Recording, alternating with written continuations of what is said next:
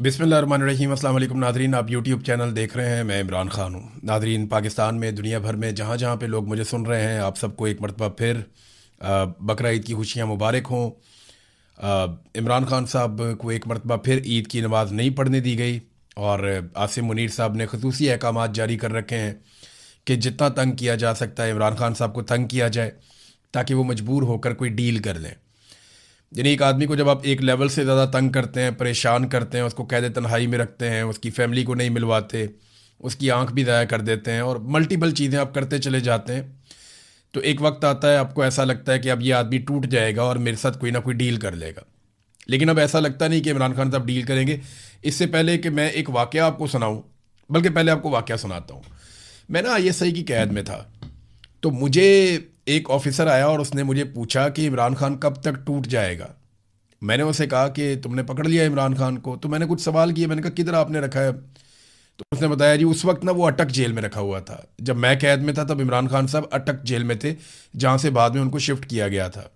मैंने उसे कहा था कि तुम्हारे पास ना 2 हफ्ते 15 दिन है, इतने दिनों में इमरान खान साहब के साथ जो चीज़ें तुम तय करना चाहते हो तुम लोग कर लो, मामला उनके साथ जो करना चाहते हो कर लो, क्योंकि जितना लंबा तुम उसे कैद रखोगे तो वो अपनी कैद का गुलाम बन जाएगा।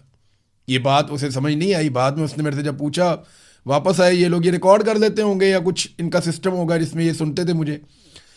तो उसने मुझे बाद में आके इन्होंने पूछा कि ये कैद का गुलाम क्या होता है, इससे आपका क्या मतलब है? मैंने कहा जी वो फिर अपने अगले दिन नहीं गिनेगा कि वो छूट कर बाहर कब जाएगा, वो अपने पिछले दिन गिनेगा कि इतने दिनों से मैं कुर्बानी दे रहा हूँ और इतने अरसे से मैं इससे हरासत के अंदर हूँ, तो अब मैं कंप्रोमाइज़ क्यों करूँ? तो इमरान खान ने जितनी मार खा ली ना, जितना कुछ बर्दाश्त कर लिया, अपने कारकुन भी कत्ल करवा लिए, ये सारा कुछ होने के बाद और इन सारी चीज़ों के बारे में इमरान खान साहब को इल्म है। तो अब इमरान खान साहब कोई ऐसी डील नहीं करने वाले कि वो अपना ज़ाती फ़ायदा निकाल के बाहर आ जाएंगे। हाँ, इमरान खान थोड़ा बहुत को फेस सेविंग दे सकते हैं, इमरान खान थोड़ा बहुत रूम दे सकते हैं, या मिलिट्री एस्टेब्लिशमेंट को थोड़ा बहुत रास्ता दे सकते हैं कि ठीक है यार मैं तुम्हें सियासत में से निकलने का रास्ता देता हूँ, तो इज्जत के साथ निकल जाओ।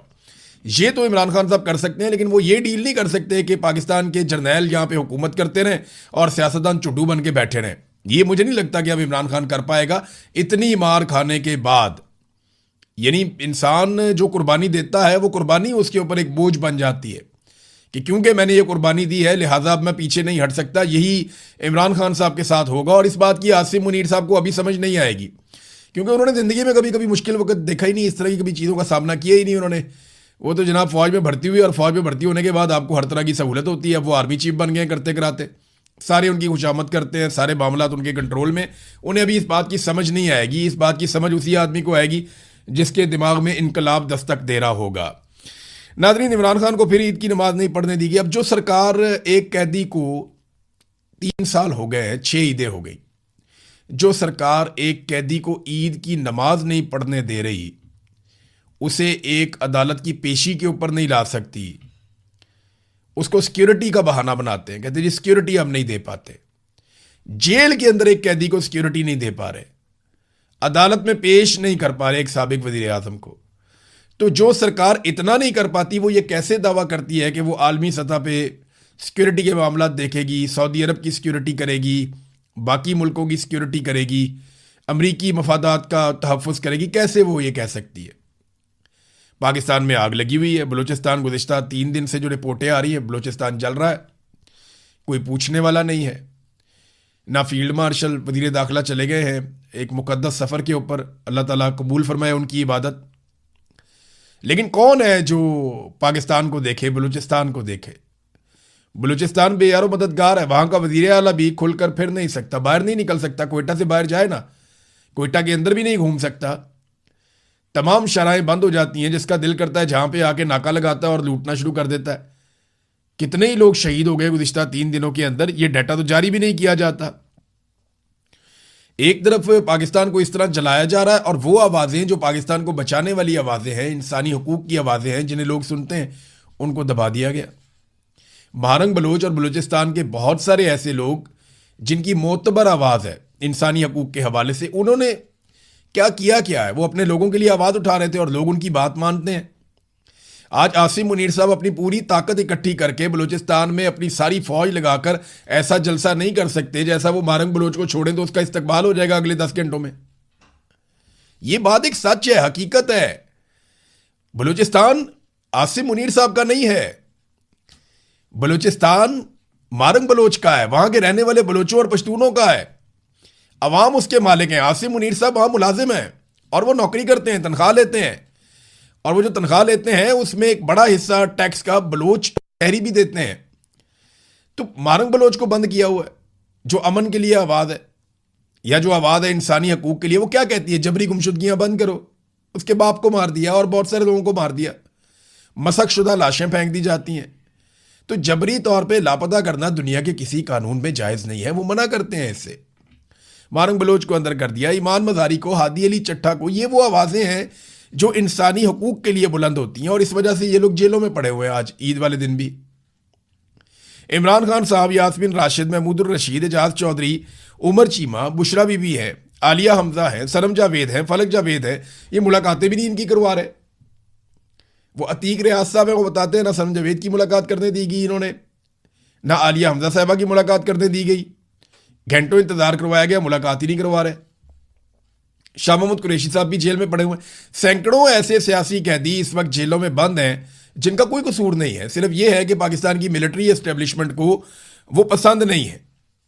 देखिए, मैं मिलिट्री एस्टेब्लिशमेंट बार बार पता क्यों कहता हूं, जरा इसको आप समझें। हमने माजी में गलतियां की हैं, मैं खुद गलतियां करता रहा हूं और उनकी मैंने माफी भी मांगी है पूरी कौम से।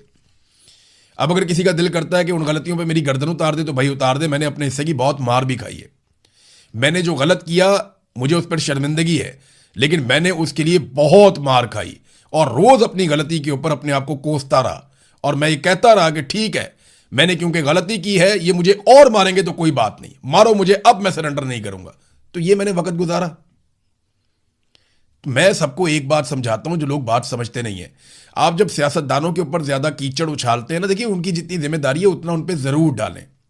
जब वो टाउटगिरी करें और एस्टेब्लिशमेंट के जूते पॉलिश करें तो उन्हें जरूर आप मेंशन करें, उन्हें आप जरूर इस बात पे शर्मिंदगी दिलाएं। यानी सियासतदानों को सिर्फ एक बात पे शर्मिंदा करें कि जनाब आप जर्नैलों के साथ ताल्लुकात क्यों रखते हैं। सियासतदानों को सिर्फ एक बात के ऊपर उनको घटियापन का एहसास दिलाएं कि जनाब आप जूते पॉलिश क्यों करते हैं। बाकी इन बेचारों का कोई नहीं है, ये सारा किया धरा पाकिस्तान की मिलिट्री एस्टेब्लिशमेंट का है। जब हम सियासतदानों को रगड़ा लगाते हैं ना मुख्तलिफ इश्यूज के ऊपर जानबूझ के बिला वजह, तो ये जर्नैलों को क्लीन चिट मिलती है उसमें, जिन्होंने जुल्म किया होता है दरअसल। यानी जो काम किए जनरल बाजवा ने वो आप इमरान खान के खाते में, और जो उससे पहले जर्नैल ने किए वो आप नवाज शरीफ के खाते में, और जो आज हो रहे हैं आसिम मुनीर साहब कर रहे हैं या उनकी आईएसआई या उनकी एजेंसियां कर रही हैं, वो आप उठा के शहबाज शरीफ के खाते में कैसे डाल सकते हैं। अरशद शरीफ का कत्ल हुआ तो उनकी फैमिली ने किसी एक सियासतदान का नाम नहीं लिया, नामजद ही नहीं किया उनकी वालदा ने, उन्होंने सारे मिलिट्री के लोगों को नामजद किया जिन्होंने जुल्म किया था। मैं जबरी तौर पे लापता हुआ, अहमद फरहाद साहब और बहुत सारे और लोग हुए। हम में से किसी ने किसी सियासतदान के ऊपर उंगली नहीं उठाई कि इसने हमें जबरी तौर पे लापता किया, नहीं भाई, इन्होंने किया ही नहीं। सियासतदान को गाली देके उसे गंदा करके एक्चुअली मैं क्लीन चिट दे दूंगा उस जर्नैल को और उस जालिम सेक्टर कमांडर को और उसके साथियों को जिन्होंने मेरे साथ ये जुल्म किया है। लिहाजा मैं ये कहता हूं कि एक्चुअली जो लोग जालिम हैं या जो लोग ये कर रहे हैं उनकी तरफ पिन पॉइंट करना चाहिए और उन्हें यह एहसास दिलाना चाहिए कि पाकिस्तान ऐसे नहीं चलेगा। देखें ना, जो कुछ ये इमरान खान के साथ कर रहे हैं इससे सियासी इस्तेहकाम कैसे आएगा। ना पाकिस्तान में सियासी इस्तेहकाम है, ना अमन व अमान है, ना अदालतों में इंसाफ है, ना मीडिया आज़ाद है, ना पार्लिमान बाइख्तियार है और ना ही कोई कारोबारी माहौल है पाकिस्तान में। तमाम पॉलिसियां जो है वो माफियाज को नवाजने के लिए और गरीबों को कुचलने के लिए बनाई जा रही। खुद एतराफ़ किया वज़रा ने इस बात का कि जनाब ये जो हमने लेवी लगाई है ना, ये इसलिए लगाई है कि हम अमीरों से टैक्स नहीं ले पा रहे। अमीरों और ताकतवरों से और माफिया से टैक्स ना ले पाने पर, यानी जो वहां नाकामी हुई उसका मलबा डाल दिया गरीबों पर कि जनाब पेट्रोल के ऊपर डाल दो लेवी, जनाब बिजली महंगी कर दो, गैस महंगी कर दो, गरीब आदमी की सब्सिडी छीन लो। इन्होंने खुद ये माना। 2 साल में इन्होंने आईएमएफ के 2 प्रोग्राम्स में इतना पैसा नहीं लिया आईएमएफ से जितना इन्होंने लेवी की मद में गरीबों की जेबों से निचोड़ लिया। उससे ज्यादा पैसा गरीबों से ये लेकर और गरीबों को बिठाते हैं अपने कदमों में। तो नाजरीन, कोई पॉलिसी इनकी ऐसी नहीं है जो पाकिस्तान को फायदा दे। अब आलमी मंडी में देखें, तेल की कीमतें कम हो रही हैं, ये मेरे सामने यहाँ खबर पड़ी हुई है। अमेरिका और ईरान के दरमियान जारी मुज़ाकरात में उतार चढ़ाव के बायस आलमी मंडी में तेल की कीमतों में मुसलसल कमी बेशी देखी जा रही है और अब कीमतें काफ़ी हद तक कम हुई हैं। अभी भी $100 से नीचे है आलमी मंडी में पेट्रोलियम मसनूआत की कीमतें। यानी इमरान खान साहब के दौरे हुकूमत से अभी को 20% कम कीमत पे आलमी मंडी में पेट्रोल मिल रहा है और काफ़ी नीचे कीमत आई है। लेकिन क्या इसका कोई रिलीफ पाकिस्तानियों को मिला? ऊंची उड़ान का दावा तो फील्ड मार्शल ने किया था, लेकिन पाकिस्तानियों को रिलीफ क्यों नहीं दे रहे? ये इतना पैसा जो इकट्ठा कर रहे हैं और इतना सारा कर्जा जो ले लिया इन्होंने, ये कर्जा जा कहाँ रहा है? ये अरबों रुपए रोजाना के हिसाब से कर्जा ले रहे हैं। ये कर्जा कहाँ खर्च हो रहा है? हमें तो कहीं पाकिस्तान में खर्च होता हुआ नजर नहीं आ रहा। और आलमी मंडी में तेल की कीमतें कम होने के असरात पाकिस्तानियों पे नहीं आ रहे, जबकि ज़रा सी कीमत बढ़ जाती थी तो असरात पाकिस्तानियों पे आ जाते थे। पहले इनके पास एक बहाना था 9 मई का, फिर उसके बाद इन्होंने दूसरा बहाना पकड़ लिया जनाब, अब जंग का। हालांकि जंग जिन मुल्कों के बीच में लगी है वहां पे इतने हालात बुरे नहीं हुए जितने पाकिस्तान के हालात बुरे हो गए, जिसका जंग से दूर दूर तक कोई ताल्लुक नहीं है। हमारे साथ इंडिया भी है, अफगानिस्तान भी है, बांग्लादेश भी है, श्रीलंका भी है। उनके साथ तो ऐसा नहीं किया उनकी हुकूमतों ने उनके लोगों के साथ जो हमारे साथ हमारी हुकूमत ने कर दिया। तो नाजरीन, 2 खबरें पढ़ के मुझे एक हौसला मिला है और ये अच्छी खबरें हैं दोनों। मुझे इससे इन 2 खबरों से एक आइडिया हो गया कि अब जंगबंदी हो जाएगी और मुझे लगता है कि एक मुस्तकिल मुआहिदा अमेरिका और ईरान के बीच में हो जाएगा। गो कि ये मामला यहाँ ख़त्म नहीं होगा, अभी बड़ा लंबा चलेगा, बड़े मुज़ाकरात होते रहेंगे, चीज़ें चलती रहेंगी, लेकिन अब दोबारा जंग के इम्कानात कम हो गए हैं। ख़त्म तो बिल्कुल नहीं होते कभी भी, जब तक आपकी फ़ौजें मैदान में रहती हैं, आमने सामने स्टैंड ऑफ पोजीशन होती है, तो कभी ना कभी लड़ाई हो जाती। लेकिन इस वक्त जो खबरें आ रही हैं वो हौसला अफजा है। देखिए, एक तो ईरानी सदर का एक स्टेटमेंट आया कि हालिया सूरत हाल में असल महाज अब मुआशी जंग का है, हमें मुआशी तौर पर नुकसान पहुंचाने की कोशिश की जा रही है और हमने उस नुकसान से बचना है। अब वो ये तासुर दे रहे हैं। ईरानी अवाम को इस तरफ लाने की अब कोशिश की जा रही है कि मैदान में तो लड़ाई हमने जीत ली, अब हमें मईशत के मैदान में कुछ कारकर्दगी दिखानी चाहिए और मईशत के मैदान में भी हमें लड़ाई जीतनी चाहिए। तो ये कैसे जीतेंगे?